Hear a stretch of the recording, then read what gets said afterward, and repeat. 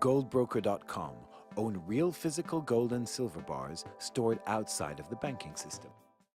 Good morning, ladies and gentlemen. My name is Dan Popescu, and on behalf of Goldbroker.com, I have the pleasure today to have as a guest Chris Powell, secretary-treasurer of Gold Antitrust Action Committee, also a journalist who's done an incredible work in digging information about the gold market, especially the manipulation done by central banks and the Fed. I always admired him. I'm always surprised, Chris. First of all, hello. Hello. I'm always surprised, and it's been my incredible surprise when I read some of the documents that you bring out about manipulation, and very often by central bankers themselves, from Volcker or Greenspan and others, that the response that comes, it's never attacking the content or the message of those texts. It's more some accusations of conspiracy theory. Rather than, I always look for somebody to give an argument and to say, okay, I'm reading this document and I don't agree with it, but it never comes. It seems to be quiet. Why? I don't think the documents can be argued with, Dan. I really try to get people to tell me, are these documents genuine or are they forgeries? It'll be very interested if they're forgeries, because many of them are, remain on government agency internet sites. So if they're forgeries, the government has forged them. So are they real or are they forgeries? And if they're real, what are the public policy implications from them? Are they being construed accurately by GATA, or are we misconstruing them? But you're right. Nobody can address these. I think they cannot be addressed because they are genuine, and they demonstrate a long-standing Western central bank policy, very candid policy in the government archives, to push gold out of the financial system and to discourage people from recognizing it as an independent currency. Why can't we get financial journalists interested in these documents and this policy? Why can't we get gold mining executives themselves interested in it? Well, I can only speculate on that, and I'd be glad to. But most of all, we collect the documents here at GATA, and we publicize them, and we clamor about them, and we urge people to look at them and draw their own conclusions. No one so far denies the authenticity of these documents. In fact, I find lately, Dan, nobody can discuss these things at all because they're just so incriminating. And if they get looked at, then the scales have to fall from people's eyes. Now, Chris, you're a journalist yourself, so you must know how the profession works. I find the accusations of conspiracy theory and that the journalists are not supposed to discuss it, it doesn't really make sense to me.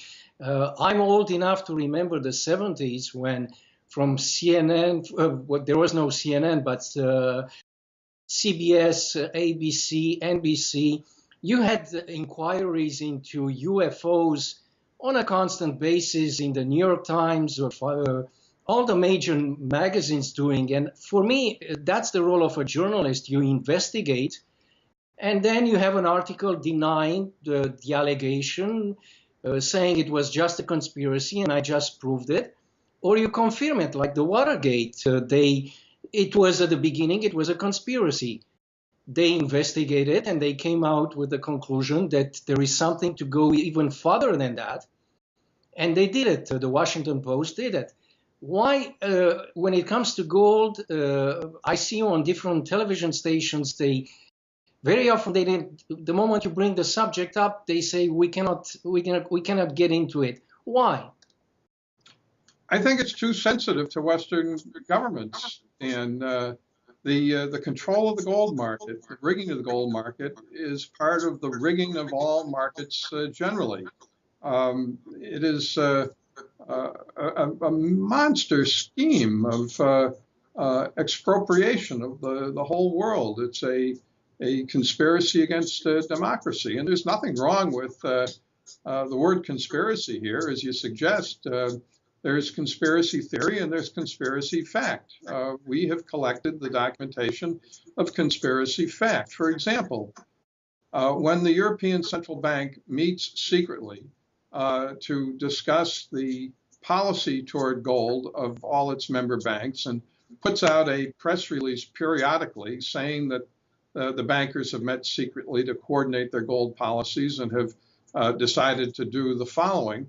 That's conspiracy fact. They don't invite you to those meetings. They don't invite me to those meetings, but the secret meetings to coordinate policy, to decide on a course of action, that is the definition of conspiracy. When, for example, the G10 Gold and Foreign Exchange Committee meets at a secret location on a secret date, they don't invite you, they don't invite me, and they do the same thing. They coordinate Western central bank policy toward gold, and they implement it in secret. That is, by definition, conspiracy, except it's conspiracy fact. It's not conspiracy theory. Conspiracy theory is just a very cheap and lazy way of disparaging people who are trying to raise an issue that certain people don't want to talk about. Do you have some information, or when you speak with people about those meetings, do you think there is a coordination right now of all the central banks who usually meet, I think, once a month in Basel to manipulate the price of gold, or is already kind of a fight between the East and the West? In other words, the Chinese are they part of the negotiations of those meetings? Is this manipulation of the gold price, is there now a split between countries like Russia and China versus the European Union, Great Britain, and United States? Well, there's certainly evidence of a split among central bankers, but do central bankers conspire about gold? Of course. The Bank for International Settlements is a venue for a lot of conspiracy among central bankers. The central bankers meet at BIS headquarters in Basel from time to time, and they settle on a course of action. Well, that is by definition conspiracy. The press is not invited. There's no public record of the meeting published. So yeah, that's conspiracy. But we know from statements in the Russian and Chinese press that certainly the Eastern central bankers are not as enthusiastic about the long history of gold price suppression as the Western central bankers are. There's constant commentary in the government-controlled Chinese press about gold price suppression in the West. Gold price suppression having been undertaken to support the U.S. dollar and to really push U.S. supremacy over the rest of the world. I'm not sure how much the Eastern central bankers are involved in gold price suppression right now. I know a couple of American economists, Lee Quaintance and Paul Brodsky, wrote a paper a couple of years ago speculating that all the major central banks right now are engaged in a surreptitious redistribution of world gold supply so that the central banks that have huge disproportionate surpluses in U.S. dollar denominated instruments can hedge themselves with gold. Now, I think that's informed speculation. It's very plausible, but I don't have the documentation of that. GATA has the documentation of the long-standing Western central bank policy to suppress the gold price, largely through surreptitious interventions in the market, sometimes through distorting of official central bank gold reserves, sometimes through the sale of futures and options through the Bank for International Settlements. You can just go into the Bank for International Settlements' annual report, and you will find that the BIS acknowledges that it is the gold broker for central banks, and it's buying and selling gold on their behalf, but not just gold. It's buying and selling gold futures and options. Now, the only purpose of selling gold futures and options when you're a central bank is to affect the price. The director of market operations for the Banque de France, the French central bank, Alexander Gautier, gave a speech to the London Bullion Market Association meeting in Rome in September 2013, in which he said the Banque de France is active in the gold market, is trading gold nearly every day, he said, for its own account and for the account of other central banks. He spoke at a LBMA meeting in Lima, Peru a few months ago, in which he said that the central banks are managing their gold reserves more aggressively. That is, the Gautier told the LBMA on behalf of all these Western central banks that central banks are very aggressive in the gold market now. Now, Gold Broker's own CEO, Fabrice Drouin-Ristori, sent an email a few days ago to Gautier, the director of market operations for the Banque de France, to ask him for some information about these gold transactions by the Banque de France and what are their purposes, who are their counterparties. And yesterday, the French central banker wrote him back saying, "Oh, we never talk about this stuff, and we hardly ever give interviews, and Happy New Year," which was a very polite way of telling him to go drop dead.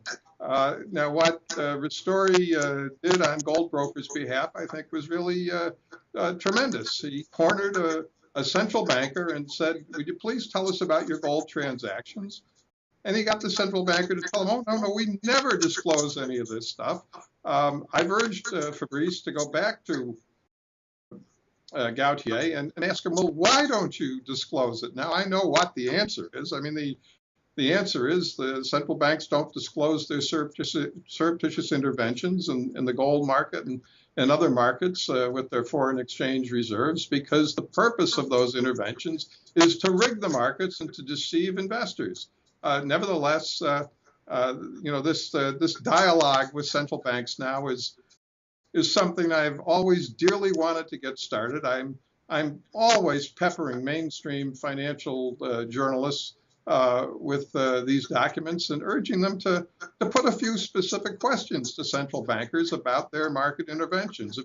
If you frame the questions correctly, as Fabrice did last week, you get the central bankers unable to answer, and then you can draw your own conclusions that the central banks are doing something in the market that they don't want the markets to know, that these central banks, while they are the agencies of nominally democratic governments, they are destroying markets in secret. They are destroying government by undertaking an enormously important public policy in secret. There's no doubt about this, but it can continue only insofar as it's secret.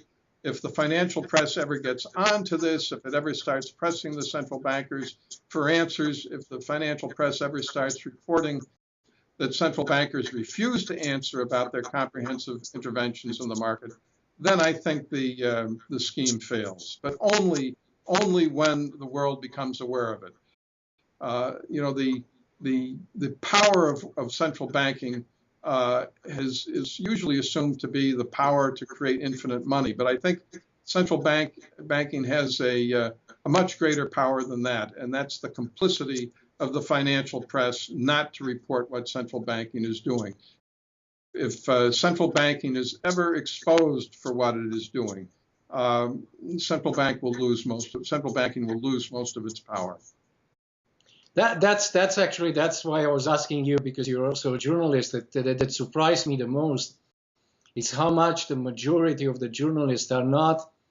I thought that if I would be a journalist, I would jump on the possibility of a topic like that. It would be an investigative reporting type of a dream type of project to do, and I'm surprised of the silence. In Europe as much as in the United States. Dan, I hector maybe 30 financial journalists and financial newsletter writers every week with new documentation, new possible questions for central banks.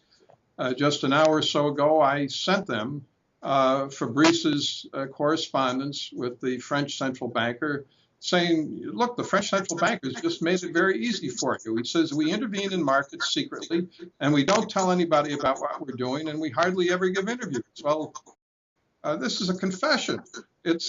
He practically wrote the story for them. All they have to do is copy the correspondence, maybe put a few specific questions to the central bankers themselves. The story has been done. The documentation has been provided to them by GATA many times. The response I get from the financial journalists is very infrequent. I mean, I can tell you, whoever is on vacation at the Financial Times or Reuters or Bloomberg News or the Telegraph or the Wall Street Journal, because the only responses I get from them is when they set their email on auto-respond saying that they'll be back in 2 weeks. Yeah, that's for the general public. I think they have an obligation to at least investigate and deny the accusations. If it's an accusation, you just investigate it and then you come out with an answer and you say, okay, the story doesn't make sense or the story is genuine. And that's what always surprised me. And I have great admiration for the work that you're doing. You bring a lot of documents to light. Sometimes the information was there, but nobody went through all those thousands of pages to read it. And I always admired you for that. Thank you, Chris, for this interview. It was a pleasure to speak to you. And on behalf of goldbroker.com, I would like to thank you very much.